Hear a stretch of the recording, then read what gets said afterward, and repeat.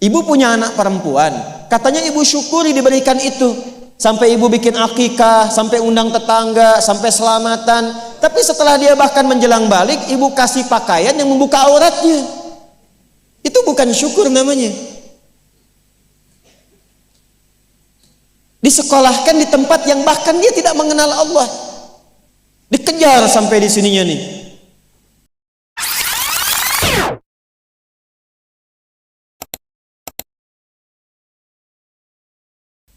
Apa itu syukur? Sebentar. Ibu bersyukur punya rumah? Syukur. Ibu bersyukur punya kendaraan? Bersyukur punya keluarga? Ada suami, ada anak-anak, bersyukur? Baik. Yakin? Bersyukur diberikan pakaian? Yakin? Masa? Nah, sekarang apa itu syukur? Syukur itu pelan-pelan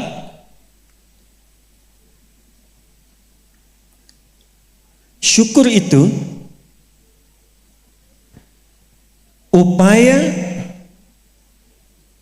menggunakan semua nikmat yang Allah titipkan, upaya menggunakan semua nikmat yang Allah titipkan sesuai dengan apa yang Allah inginkan, sesuai dengan apa yang Allah inginkan, dalam rangka mendekatkan diri kepada Allah Subhanahu wa taala. Contoh, ibu sekalian, maaf, anak itu titipan dari Allah atau bukan? Yakin? Sekarang pertanyaannya, ibu tahu nggak apa yang Allah inginkan dari anak yang dititipkan itu? Jadi apa? Anak yang saleh. Saking inginnya mendapatkan anak yang saleh, bahkan setiap ibu sejak mengandung itu sudah bermohon kepada Allah. Itu ada di Quran surah ke-7 Al-A'raf di ayat 189 di ujung ayatnya.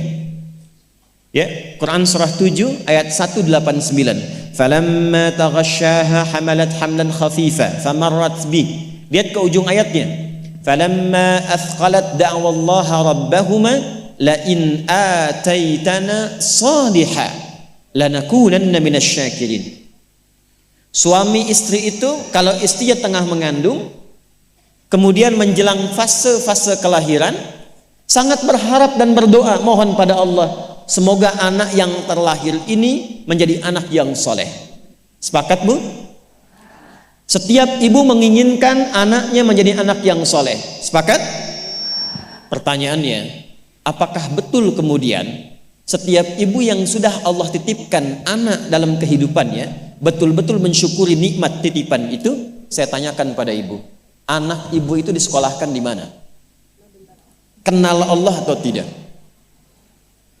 Diajarkan sholat atau tidak? Diberikan pakaian yang menutup aurat atau tidak?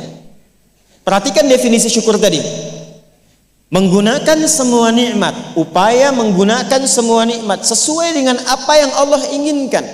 Ibu punya anak perempuan, katanya ibu syukuri diberikan itu. Sampai ibu bikin akikah, sampai undang tetangga, sampai selamatan. Tapi setelah dia bahkan menjelang balik, ibu kasih pakaian yang membuka auratnya. Itu bukan syukur namanya.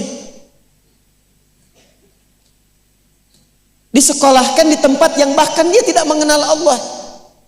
Dikejar sampai di sininya nih. Nggak salah. Dilesin matematika, nggak salah, bagus. Les fisika, bagus. Les kimia, bagus. Ikut bimbel, bagus. Masuk kampus top, bagus. Tapi nggak kenal Allah, di mana syukurnya? Satu, lihat pakaian yang selama ini Allah berikan kepada ibu sebagai titipan, dan itu akan dihisab. Buka lemari pakaiannya. Coba cek, ada nggak satu bagian pakaian yang belum pernah dipakai untuk ibadah? Coba lihat ketika beli tas mewah, sepatu baru, pakaian baru, sudah pernah dipakai ibadah belum? Jangan-jangan beli tas itu hanya untuk dipakai keundangan saja. Jadi ketika manusia mengundang, beli yang baru. Kenapa ketika Allah yang mengundang 5 kali dalam sehari, bahkan untuk memberikan solusi kehidupan, yang baru itu nggak pernah dipakai? Oh, kenapa pada diam? Satu, berasa ya? Satu. Jadi di titik ini, terkadang ada orang yang menuntut dari Allah kenyamanan hidup, ketenangan, kedamaian, tapi ketika Allah memberikan apa yang diinginkan, tidak menggunakan nikmat itu yang membuat dia damai. Tidak menggunakan titipan itu yang membuat dia tenang dalam kehidupan. Karena itu saya ingin memulai dengan mengajak kita semua, ayo kita lihat lagi apa saja titipan Allah yang telah dititipkan dalam kehidupan ibu dan bapak yang ada di luar saat ini sampai dengan detik ini. Kalau ingin mendapatkan ketenangan di dunianya, ketenangan di alam kuburnya, sampai pulang ke akhirat nanti, maka pastikan berusahalah untuk menjadi golongan yang sedikit itu. Gunakan semua nikmat itu pada hal yang Allah inginkan. Jika itu sudah dilakukan, saya berikan rahasia. Ini antara kita saja. Coba ibu buka surat ketiga. Belakang kedengeran kan? Alhamdulillah. Belakang kedengeran? Tidak. Kok bisa jawab? Surah 3 ayat 35 sampai 37. Quran surah 3 ayat 35 sampai 37. Sudah?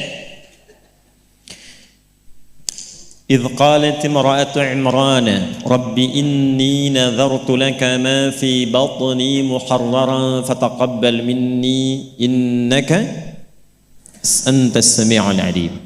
Perhatikan, ini kisah tentang Hannah. Saya hanya akan ambil kisah ibu saja dalam Quran. Hannah itu istrinya Imran alaihi wassalam. Nanti punya saudari namanya Eliasobat. Orang barat menyebutnya Elizabeth. Betul, Elizabeth itu bahasa sananya untuk Eliasobat itu saudarinya Hannah. Nanti nikahnya Elizabeth dengan Nabi Zakaria. Hannah nikahnya dengan Imran. Ketika Hannah mengandung, sepakat suami istri ini ingin mensyukuri nikmat kandungan itu dengan mengharapkan lahirnya anak yang soleh. Maka apa yang terjadi?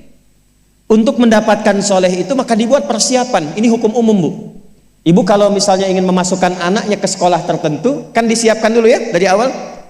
Ya, sekolahnya di mana, yang dibutuhkan apa, sebelum masuk udah siap-siap. Biayanya berapa, perlengkapannya apa, disiapkan jauh sebelum masuk. Begitu kan ya? Maka Hannah dan suaminya sudah menyiapkan. Nanti kalau anak ini terlahir, disiapkan tempat khusus supaya dia betul-betul menjadi anak yang soleh. Namanya mihrab. Mihrab itu tempat yang dikhususkan untuk bisa fokus ibadah, bertakarub kepada Allah saja. Nanti harus ada yang merawat. Yang mengajar, yang merawat itu harus orang yang paling soleh dan pintar di zamannya. Yang ketiga, disupport banyak doa. Dua-duanya sudah kompak. Siapapun yang kalau anak ini lahir masih hidup, entah ayah atau ibunya, teruskan cita-cita yang sudah menjadi komitmen ini. Maka ketika kandungan itu terus membesar dan siap menjelang persalinan, Imran meninggal. Jadi Imran itu meninggal dan Maryam nanti lahir dalam keadaan yatim. Maka lahirlah Maryam. Apakah ketika Maryamnya lahir, ayahnya sudah tidak ada, ibunya berhenti dari cita-cita yang sebelumnya menjadi komitmen? Tidak. Diteruskan itu. Maka ketika terlahir itulah kemudian apa yang sudah disepakati, berikan nama sesuai dengan harapan, isi dengan doa, siapkan tempat yang ingin diarahkan sesuai dengan cita-cita. Maka ayat 36-nya, falamma wada'atha qalat rabbi inni wada'tuha untha wallahu a'lamu bima wada'at wa laysa dzakaru kal untha. Harapannya lahir anak, kalau perempuan dia anak yang salihah, menjaga diri, menjauhkan dari perbuatan yang tercela, mendekat diri kepada Allah. Maka semua makna ini diwakili oleh satu nama, namanya Maryam. Maryam itu perempuan terhormat yang dekat dengan Allah. Kemudian setelah itu apa? Wa inni u'idzuha bika wa dzurriyyataha minasyaitonir rajim. Didoain terus, Bu. Didoakan. Setelah itu apa? Dipilihkan sesuai amanat dan kesepakatan dengan suami, cari orang paling pintar dan paling soleh. Dulu banyak yang berebut. Singkatnya terpilihlah Nabi Zakaria alaihissalam. Setelah itu apa? Buatkan tempat yang mendukung anak ini menjadi soleh dan dekat dengan Allah. Maka dibuatkan mihrab. Apa yang terjadi? Ketika mihrabnya sudah siap, yang mendidiknya sudah siap, doanya mengalir, namanya sesuai dengan harapan, maka orang tua itu tidak sulit lagi untuk merawatnya. Setelah itu Allah yang berkenan memperhatikan sampai tumbuh dewasanya. Perhatikan ayat 37-nya.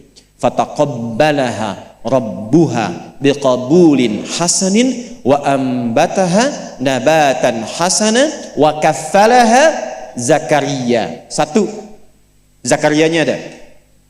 Kullama dakhala 'alaiha Zakaria al-mihrab. Dua. Wajada 'indaha rizqa. Qala ya Maryamu anna laki hadha? Qalat huwa min 'indillah. Innallaha yarzuqu man yasha bighairi hisab. Jadi doanya sudah, namanya sudah, yang mendidiknya sudah, tempatnya sudah. Kalau itu 4 terpenuhi, kata Allah, kamu hei Hannah, gak usah lelah lagi merawat anakmu itu. Biarkan aku dengan kehendakku yang memudahkan semua perawatan anakmu sampai tumbuh dewasa. Demi Allah, Bu, setiap butuh apapun, orang tuanya tidak susah. Setiap akan diantar makanan, makanan sudah ada. Mau diantar pakaian, pakaian sudah ada. Dan semua pertumbuhannya langsung diperhatikan oleh Allah. Jadi ketika syukur itu diterapkan dalam kehidupan, maka seorang hamba akan beralih dari hamba biasa statusnya menjadi hamba yang istimewa di hadapan Allah Subhanahu wa taala. Ini yang ingin saya contohkan. Bersyukur itu bukan hanya sekedar mengungkapkan alhamdulillah atas nikmat yang diperoleh, tapi ada peluang untuk menambah nikmat-nikmat lanjutan. Ini ayat ini yang menginspirasi Al-Imam Asy-Syafi'i, Imam Ahmad bin Hanbal. Tidak banyak orang tahu Imam Syafi'i itu single parent, Bu, ibunya. Imam Ahmad bin Hanbal itu single parent. Jadi begitu dititipkan anak laki-laki Imam Ahmad, bapaknya meninggal, ibunya yang gendong sana sini. Musim dingin, dimasakin air. Kan belum ada water heater waktu itu. Dimasakin, Bu, malam-malam, diwuduin pakai air hangat. Digendong oleh ibunya ke masjid, ke halaqah-halaqah para ulama, disimpan, selesai digendong, dibawa lagi. Apa yang terjadi? Ketika semua nikmat dititipkan anak itu disyukuri sesuai dengan apa yang Allah kehendaki, jadilah Imam Ahmad. Ibu kenal Imam Al-Bukhari? Ayo bilang kenal. Ini juga sama, single parent. Bahkan lebih dahsyat lagi, Imam Al-Bukhari itu saat lahir ayahnya meninggal, usia 2 tahun, matanya buta. Dan dokter mengatakan pada masa itu ini buta permanen, gak akan sembuh. Apa yang menjadikan kemudian matanya sembuh sampai jadi orang paling hebat di zamannya dan melahirkan karya besar Sahih Al-Bukhari? Wa qalilun min ibadiyasy syakur. Ibunya.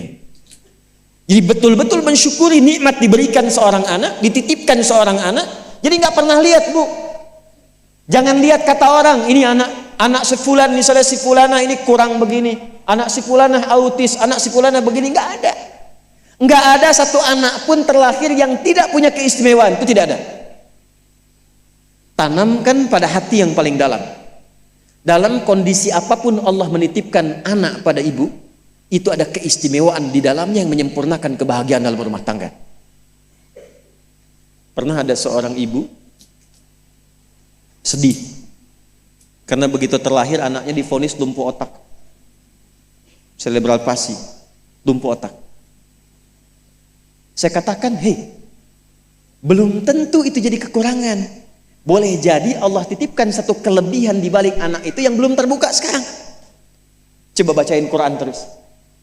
Dibacakan Quran, bacain Quran, bacain Quran. Begitu anak itu mulai bisa bicara, yang keluar Quran.